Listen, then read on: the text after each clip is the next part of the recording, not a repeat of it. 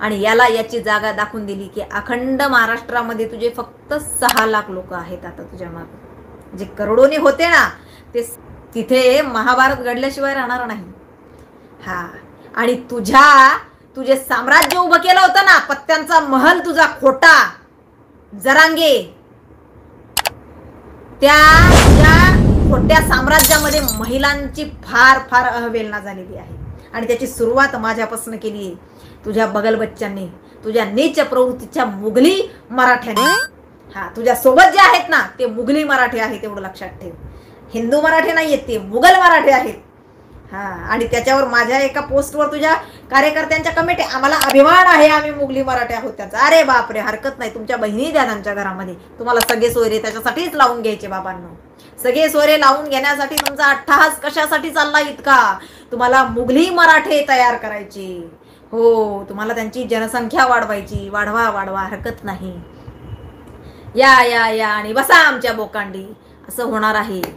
त्यामुळं थांबा थोडे दिवस. माझ्या इंदुरीकर बाबांचा हा डायलॉग पुन्हा प्रचलित होणार आहे खूप जास्त. या या या या या बसा आमच्या बोकांडी. तर अशा पद्धतीने असं तर होणार नाहीये, कारण आम्ही फार निष्ठावान आहोत. आणि जी सभा तू जे काय थोतांड मांडलं होतं ना नारायणगडावर, ते समाजाच्या एकंदरीत लक्षात आलेलं आहे. आणि जे काही येवल्याला घडलं तेही समाजाने उघड्या डोळ्यांनी बघितलेलं आहे. तर हरकत नाही, बघत राहा. आगे आगे देखो होता है क्या. आणि पुन्हा एकदा जाता तुम्हाला आठवण करून देईल की युती सरकारने कुठल्या कुठल्या योजना राबवल्या आहेत. हजारो योजना आपल्या पदरात टाकल्या आहेत. जे भूतोना भविष्य आतापर्यंत कधीच घडलं नव्हतं ते या कॉमन मॅन शिंदे साहेबांनी आपल्या पदरात दिलंय. सर्वसामान्यांचा मुख्यमंत्री आहे. ज्या घमंडी लोकांनी त्यांना अजूनही, अरे या महाराष्ट्राचे मुख्यमंत्री आहेत ते अजूनही आदित्य ठाकरे, अरे जरी तू बाळासाहेबांचा नातू असेल ना तरी बाळासाहेबांचे संस्कार तुझ्यामध्ये नाहीयेत. काय म्हणतो मिंदे सरकार, अरे तुमची जळती रे कोंब बाहेर निघतोय तुमचा. शेतकऱ्याचा पोरगा मुख्यमंत्री झाला, तुम्हाला खपत नाहीये. अशा जळकुट्या लोकांना पुन्हा आपल्याला खुर्चीवर बसू द्यायचं नाही. हक्काचे 1,500 रुपये येत आहेत ना ते बंद करायचे नाही. हा, आज पुन्हा एक रिक्षावाला दादा, मी आज पुन्हा माझ्या कामानिमित्त बाहेर गेले होते आणि रिक्षामध्ये तर त्या दादांनी ओळखलं मला की तुम्ही संगीताताई वानखेडे का, आजचा नवीन विषय. आणि खरं मला इमानदारीत वाटत होतं की ते दादा पुढे बोलतायत ना, मी व्हिडिओ बनवू का, शपथ वाटत होतं. ते इतकं छान सांगत होते की शिंदे साहेबांनी काय केलं, फडणवीस साहेबांनी काय केलं, आपल्या पदरात काय काय टाकलं. 2.5 वर्षात, रिक्षावाला दादा 2.5 वर्षात त्यांनी काय काय दिलंय. ताई मी माझ्या बायकोला, मी 1,000 रुपये कमावतो दिवसाला, 1,000 रुपयातनं 300 रुपये माझे CNG ला जातात, 700 रुपये उरतात, त्यातले 500 रुपये बायकोला देतो आणि 200 रुपये माझ्या बुकमध्ये राहतात. म्हणजे किती मागं पडतायत हो त्याचे, किती मागं पडतायत त्या भावाचे. 6,000 रुपये महिन्याला, सांगा ना मला. तो बोलतोय की ताई मुलांचं शिक्षण चालू आहे त्याच्यामुळे मी बायकोला माझ्या, तिला काय जर तिच्या छोट्या मोठ्या गरजा असतील तर मी तिच्या नव्हतं पूर्ण करू शकते, परंतु हे जे 1,500 आलेत ना याच्यातनं ती तिच्या छोट्या मोठ्या गरजाही पूर्ण करते आणि त्यातनं परत संसारालाही हातभार लावते. कुणी देत नाही हो ताई 1 रुपया फुकट कुणाला, कुणी देत नाही कुणाला फुकट. माझी बायको तर म्हटली मी काही झालं तर यांनाच मतदान करेल. माझ्या एक मावशी आहेत, साळी मावशी म्हणून, त्यांचे दोन्ही मुलं क्लास 1 अधिकारी आहेत. त्या मावशी तर मला, तुम्हाला खरं सांगते, त्यांच्यामुळे तर मला एवढी प्रेरणा मिळते ना, फार म्हणजे खूप. मला मुद्दे असे ना, त्या मला टाईप करायला त्यांना उशीर लागतो किंवा जमत नाही एवढं फास्ट, त्या मला व्हॉइस मेसेज टाकतात दररोज, ताई या मुद्द्यावर बोला, ताई हा मुद्दा घ्या.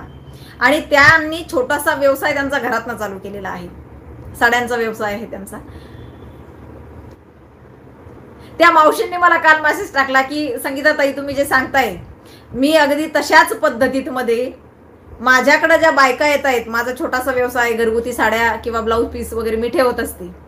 माझ्याकडे ज्या वेळेला बायका येतात तर बऱ्याच महिला भगिनी ज्या आहेत वयस्कर असतात, त्यांना कळत नाही, अडाणी असतात, तर मी त्यांना सांगत असते धनुष्यबाणाचं दिसेल ना तिथेच आपल्या इथं उमेदवार कोण उभा करतायत आता यांचा, धनुष्यबाणाचं असेल ना धनुष्यबाणावरच त्याच नंबरवर त्याच बटन दाबायचं, नाहीतर कमळाचं बटन दाबायचं, बाकी कुठलंच नाही. म्हणजे इथपर्यंत त्या प्रचार करतायत.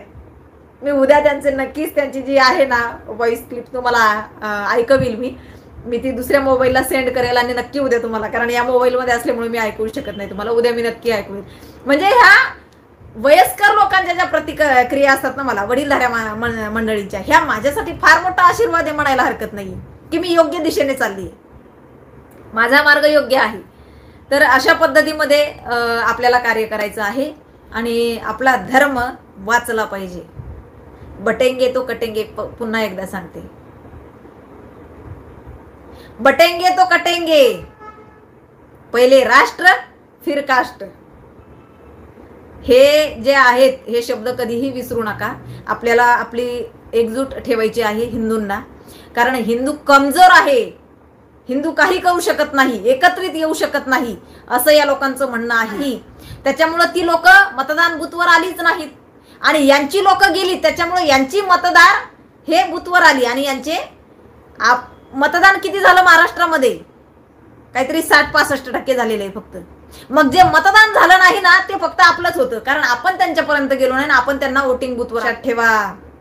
अरे नमाजचा टाइम झाला ना त्यांचा. मी कुणाच्याही देवाला नाव ठेवत नाही, परंतु जो देव कधीच त्यांनी बघितला नाही, त्याच्या प्रार्थनेसाठी ही लोक करोडो रुपयाचा बिझनेस असला ना तरी त्यांचे दुकानं बंद करतायत, नाही म्हणतायत नमाजचा टाइम झालाय. ते लोक नाही ऐकत. आणि आपण काय करतो सांगा ना मला? आपण का नाही धर्मनिष्ठ आहोत? का नाहीये आपण? काय एकनिष्ठ नाहीयेत आपण? म्हणून आपण बिझनेस मध्ये सक्सेस होत नाही का? एवढं लक्षात ठेवा. धर्मासाठी लढावं लागेल, धर्मासाठी झटावं लागेल. महाराष्ट्र हा संत महात्म्यांची भूमी आहे, हे आपल्याला दाखवून द्यायचं आहे. पुन्हा आपल्याला आहेत ना, ज्या ज्ञानेश्वर माऊलींना समाधी घ्यायला लावली होती ना, तशी वेळ आपल्यावर परत यायला नको. ही लोक आपल्याला ती वेळ आणतील बरं का. कारण यांना धर्म वाढवू द्यायचा नाही आपला. त्याच्यामुळं लक्षात ठेवा, मान्यांपर्यंत गेले पाहिजे, धर्मनिष्ठ लोकांपर्यंत माझे व्हिडिओ गेले पाहिजेत. कारण हा लढा धर्माचा आहे.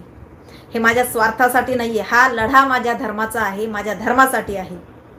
धर्म वाचला तर आपण वाचू. असेल भगवा शिरावर तरच सुरक्षित राहू, नाहीतर नसेल भगवा शिरावर तर परका बसेल उरावर.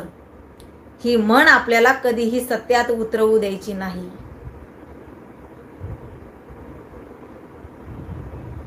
हे विसरू नका. पुन्हा छत्रपती होणे नाहीत हो, पुन्हा मुघल भरपूर येतील जन्माला, छत्रपती होणे नाहीत. बघताय तुम्ही काय परिस्थिती आहे, काय अवस्था आहे, की आहेत त्यांचे वंशज, परंतु तिथेही खुर्चीसाठी सत्तेसाठी ओढाताण चालली आहे. प्रजेचा कोणी विचार करतंय? समाजाचा कोणी विचार करतंय? नाही. त्यामुळं तो विचार आपल्याला पुढे न्यायचा आहे. तोपर्यंत नमस्कार. जय हिंद, जय महाराष्ट्र, जय हिंदू राष्ट्र.